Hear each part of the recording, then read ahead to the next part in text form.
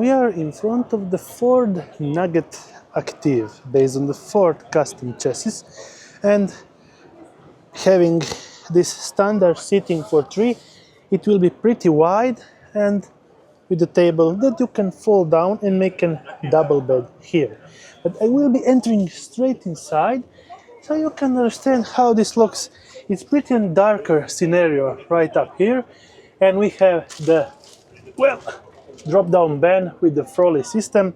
But this is a great interesting thing, the actual kitchen setup. Oh, we have two speakers, yep, and other storage units here with a storage unit pretty much deep there, then additional storage right up here.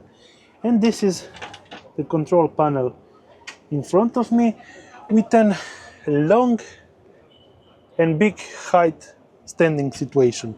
It's pretty dark right here, so I will be getting out and checking the back side. And yes, we have boilers, so yeah, hot water for your shower.